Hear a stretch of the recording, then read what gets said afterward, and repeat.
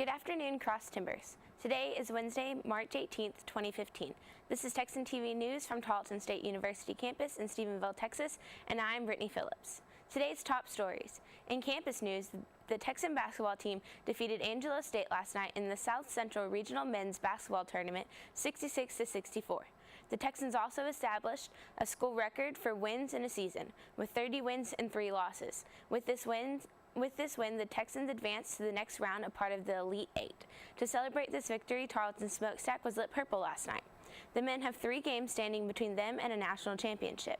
Tarleton State will head to Evansville, Indiana to match up with Mount Olive of North Carolina in the Elite Eight on March 25th. Time is yet to be determined. After the game, head coach Lon Reisman expressed his gratitude and excitement by saying that he can't say enough about what it means to be able to take this group, especially these seniors, to the Elite Eight, and thanking the Tarleton family for turning out. And now for regional, Texas, national, international, and sports news from the Associated Press. Tarleton and Marlin ISD, located in Waco, have teamed up to form an alliance committee to develop an improvement plan for the school district for the next 3 years. The alliance will help Marlin ISD as it continues to grow into a learning environment geared towards all students. Focusing on the elementary schools, Tarleton will help with innovations relating to staff mentoring and collaboration, the Empire-Tribune reported. This alliance is set to last until June of 2018, with the possibility of renewing the alliance at that time. In Texas news, grand juries in Texas are chosen like no other place in the country.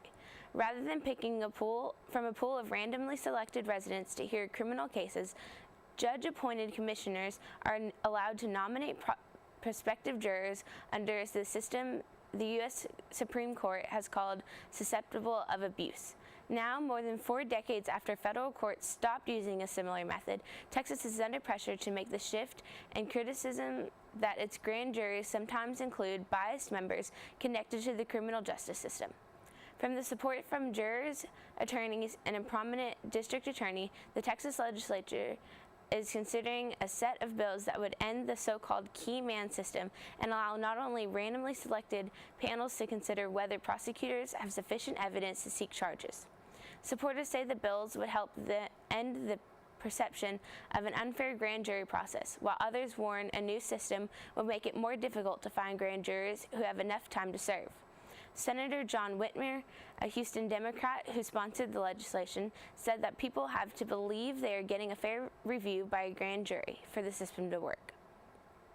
In national news, the Presbyterian Church of New York approved redefining marriage in the church constitution Tuesday to include a commitment between 2 people, becoming the largest Protestant group to formally recognize gay marriage as Christian and allow same-sex weddings in every congregation. The new definition was endorsed last year by the church's General Assembly, or top legislative body, but required approval from a majority of the denomination's 171 regional districts, or presbyteries. The critical 86 yes vote came Tuesday night from Presbytery of Palisades in New Jersey, passing the redefinition within the majority vote needed. After all regional bodies vote and top Presbyterian leaders officially accept the results, the change will take effect June 21st.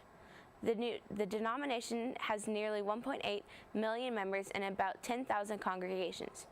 Reverend Robin White, a leader of More Light Presbyterians, which advocates for gay acceptance within the church, said that so many families headed by LGBTQ couples have been waiting for decades to enter this space created for their families within their church communities.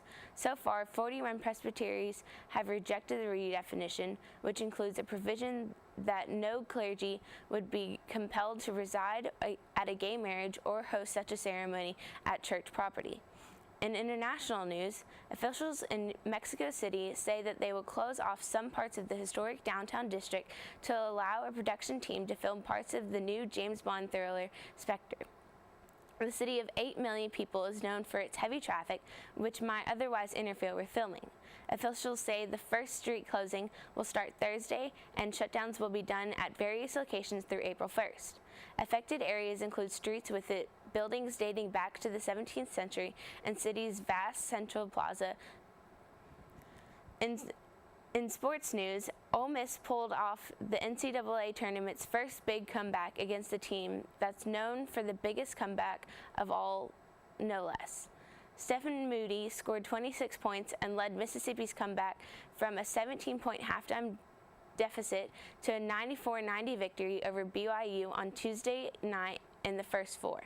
The Rebels, 21-12, trailed until Moody led a 15-2 run midway through the second half. He hit a late three-pointer that helped finish it off. BYU, 25-10, pulled off the biggest comeback in NCAA tournament history in Dayton 3 years ago, rallying from a 25-point first-half deficit to a 78-72 win over Iona in the first four. This time, the Cougars couldn't hold the big lead. Coach Dave Rose says the loss will sting for a little while. Today's broadcast was produced by Abby McCoy, Chanda Neal, and Kelsey Pointer.